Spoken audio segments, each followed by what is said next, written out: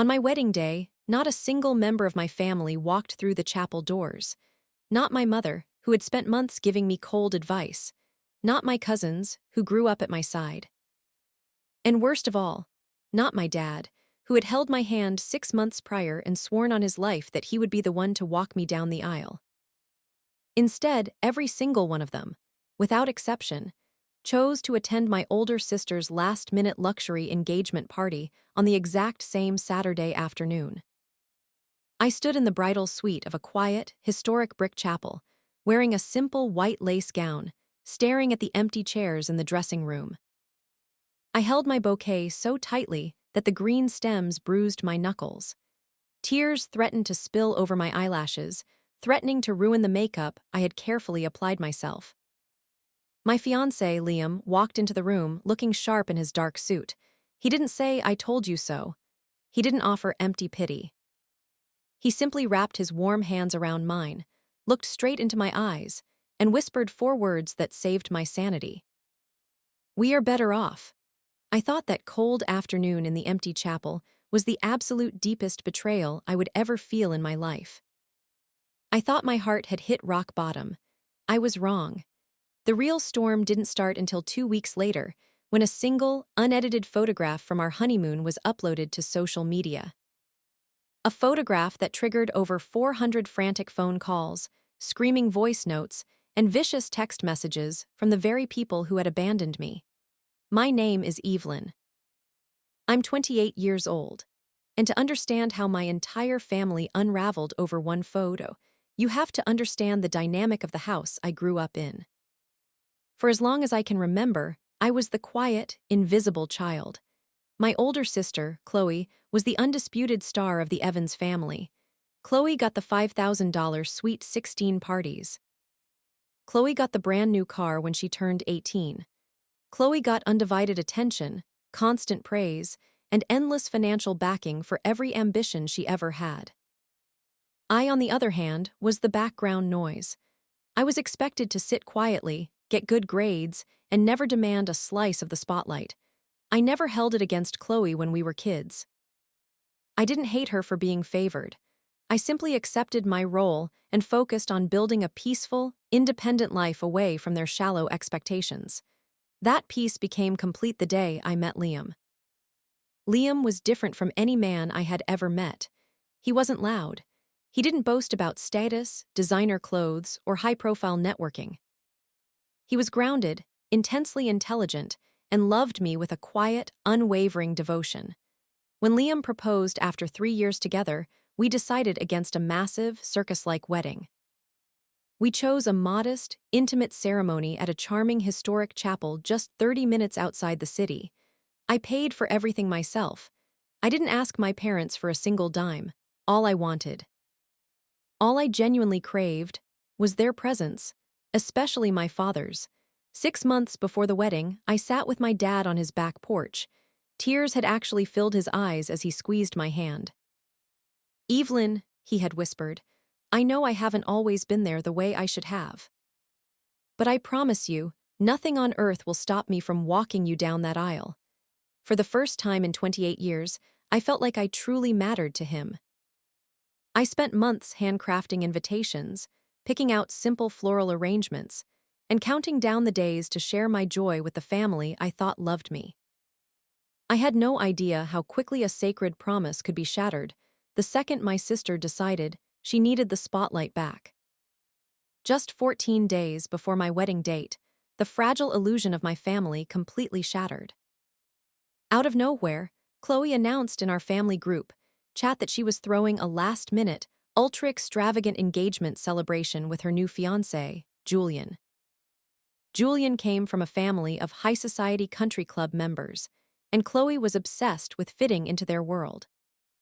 Chloe claimed that Julian's family only had one available weekend in their insanely busy schedule to host the event, and by some cruel, impossible coincidence, that date was set for the exact same Saturday afternoon as my wedding. The following Sunday, I drove to my parents' house for family dinner. I was convinced that this was just a massive misunderstanding and that my parents would help Chloe reschedule her party. I brought it up over dessert, my voice trembling slightly.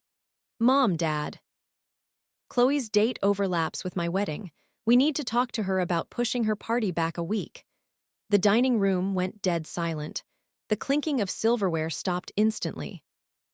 My mother slowly placed her fork down, dabbed her lips with a cloth napkin, looked me dead in the eye, and said, Evelyn, don't be unreasonable. Chloe has been planning her dream life for years. Julian's family is extremely influential, and this party is a massive networking opportunity for them. Can't you just push your little chapel ceremony back a few weeks? I sat there, completely frozen. My little chapel ceremony? Mom, I whispered, disbelief coating my words. The deposits are non-refundable. Guests have already booked hotel rooms. My wedding is in 2 weeks. I turned my head toward my father, pleading with my eyes for him to step up, to remember his tears on the porch, to keep his word. My father cleared his throat, shifted uncomfortably in his chair, and looked down at his plate. Your sister's event is a very big deal for her future, Evelyn, he muttered softly, unable to look me in the eye. Julian's family is watching us.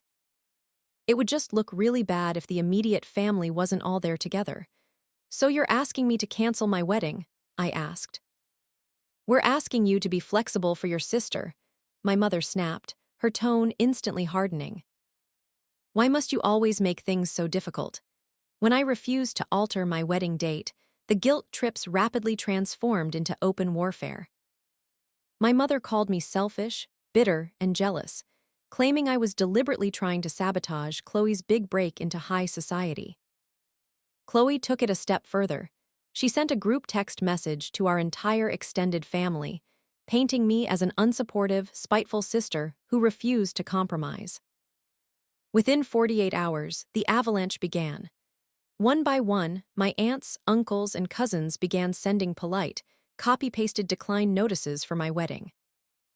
And almost simultaneously, they posted excited RSVPs on Chloe's digital invitation for her lavish country club garden party. They openly chose luxury, free champagne, and networking over standing by my side. They made it painfully clear where I stood on the family totem pole, right at the very bottom. The morning of my wedding arrived, quiet and freezing cold. I sat alone in front of the vanity mirror in the chapel's bridal room. As I adjusted my veil, a tiny, foolish thread of hope remained in my chest. I kept holding onto the delusional belief that my dad would suddenly open the door, wearing his dark suit, offering a tearful apology and taking my arm. 1:30 p.m. passed. 1:45 p.m. passed. At 1:55 p.m., the venue coordinator knocked gently on the door. It's time, Evelyn. The silence in that room was my final, definitive answer. Nobody was coming. When the heavy wooden double doors at the back of the chapel swung open, I stepped out onto the aisle entirely alone. My chest felt like it was being crushed by a physical weight. But as I took my first step forward, I lifted my gaze toward the altar. There stood Liam. Tears were streaming down his cheeks, and he was looking at me like I was the only human being in existence. Next to him stood his parents and a tiny circle of our true, loyal friends. The love radiating from that altar was warmer than anything my biological family had offered me in 28 years. When I reached the front, Liam took my shaking hands into his warm grip. As we exchanged our handwritten vows, the crushing weight on my chest finally shattered into pieces. I realized something profound right then and there. Family isn't defined by shared DNA or who shows up to pose for social media photos. Family is defined by who stays by your side when the world turns cold. As Liam slid the gold band onto my finger, I made a silent vow to myself. I was done chasing their approval. I cut those toxic ties right there at the altar. The day after our wedding, Liam woke me up with a smile and told me to pack a suitcase for a warm climate. He had kept our honeymoon destination a total secret, wanting to give me a complete mental escape after the emotional trauma of the past month. When our flight touched down in Naples, Italy, and a private chauffeur escorted us toward a sleek wooden speedboat waiting at the docks, I was completely speechless.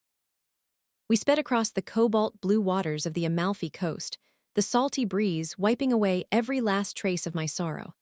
Our boat pulled up to a private stone dock at the base of a towering cliff. High above us sat a secluded, breathtaking estate perched over the Mediterranean Sea, surrounded by cascades of bougainvillea and ancient, fragrant lemon groves. We took a private glass elevator, carved directly into the cliffside, up to the main residence. As I stepped out onto the wide marble terrace, taking in the panoramic ocean views, a sudden shock of recognition hit me. This villa, this specific property, was Villa Bellissima. It was legendary. It was the exact estate that my sister Chloe had spent 6 months obsessing over online. She had bragged endlessly to our family that she was trying to secure it for her upcoming wedding reception.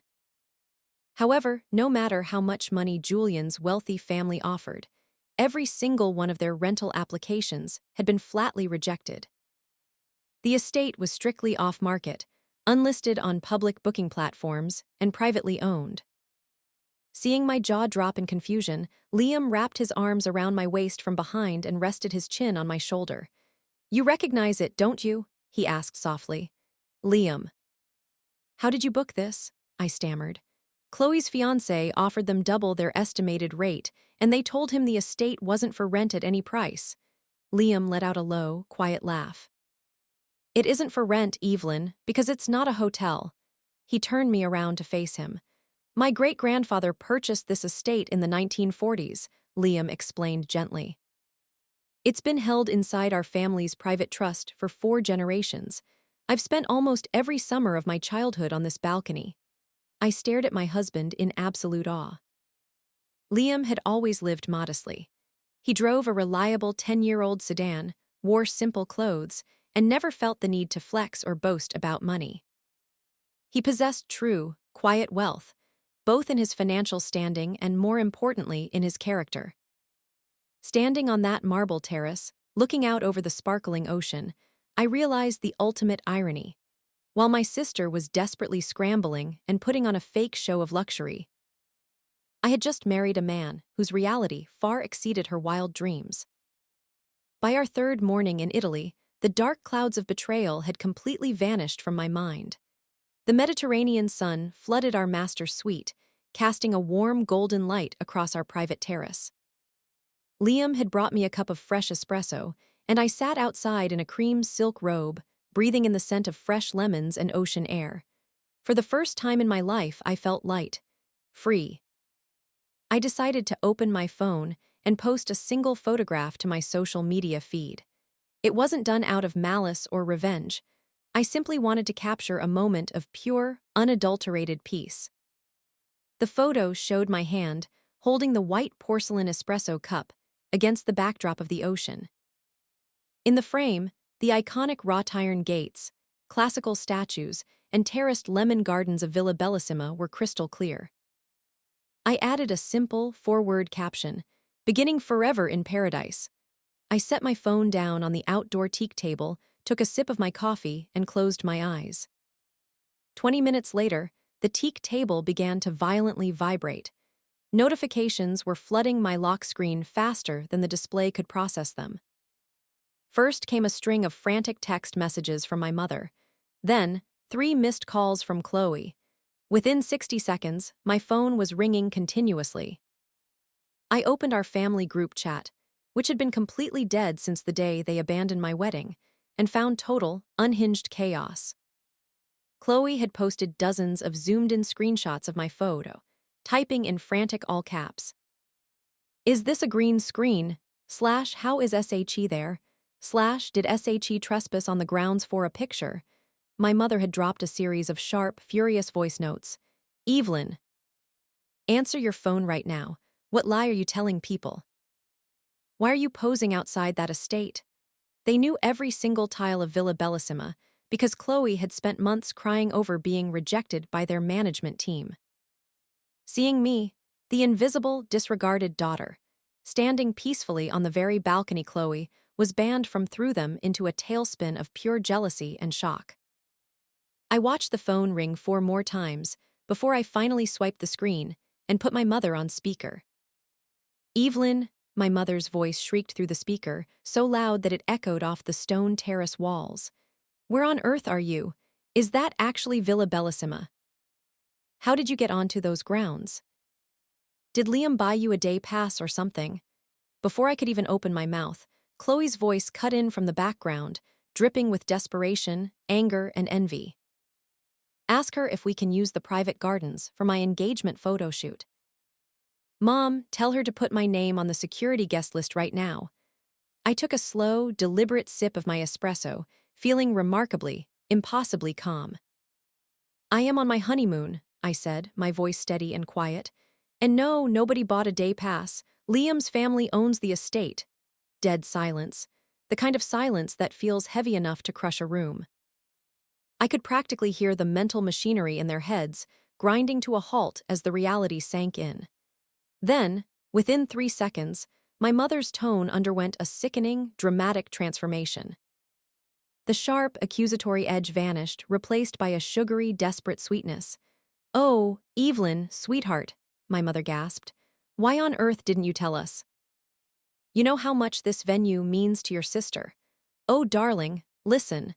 Your father and I were just talking yesterday about how deeply we regret missing your ceremony. It was a terrible misunderstanding. I didn't say a word. I just listened. We want to fly out to Italy right now to celebrate with you both," she continued frantically. "We can host a massive joint family dinner right there on the terrace. We can bring Chloe and Julian." The sheer, shameless audacity of her fake remorse almost made me laugh out loud. They didn't care about my wedding. They didn't care about my husband. They didn't care about my heart. They only cared about the wealth, status, and luxury they thought they could leech off of. "You skipped my wedding for a party," I said, my voice cutting through her sweet facade like a razor blade. "You made your choice 2 weeks ago. You don't get to celebrate the life I built when you refuse to show up for its foundation." Before my mother could scramble for another excuse, Liam gently leaned down, took the phone from my hand, and brought it close to his mouth. "Hello, Mrs. Evans," Liam said. His voice was incredibly polite but packed with absolute steel. "This is a private, secured estate. Our private security detail has been given strict instructions regarding uninvited visitors. Do not call my wife again." Before my mother could utter another sound, Liam pressed the red button and permanently blocked both of their numbers from our phones. With the phone finally silent, a profound, unbreakable sense of peace settled over the terrace. Over the remaining days of our trip, word of Chloe's frantic meltdown and my family's disgraceful behavior slowly leaked out through mutual acquaintances back home. Chloe's carefully constructed social media facade of effortless high society perfection unraveled rapidly. Several relatives, realizing the true story, felt deeply embarrassed that they had skipped a genuine family milestone to attend a party built entirely on arrogance and greed. My parents were left facing the humiliating aftermath of their own favoritism, realizing far too late that in their rush to cater to Chloe's every demand, they had permanently severed their relationship with the only daughter who had ever truly cared for them. Meanwhile, Liam and I spent our remaining days in Italy exploring quiet coastal villages, eating incredible food, and planning a grounded, beautiful future together. For the first time in my entire life, I felt completely secure, deeply loved, and valued for exactly who I was. The betrayal that had once felt like the most painful moment of my life turned out to be the greatest gift I had ever received. It burned away the toxic people who only valued me when I had something to offer, and paved the way for a real family built on respect, loyalty, and love. Now, I want to ask all of you listening to my story today, what would you have done if you were standing in my shoes? Would you have ever given a family like that a second chance after they tried to crawl back into your life? Let me know your thoughts in the comments below, and don't forget to mention what city or country you're listening from. I read every single comment. If this story resonated with you, please hit that like button, subscribe to the channel, and turn on notifications for more storytime videos every week. Thank you so much for watching until the very end. I'll see you in the next story.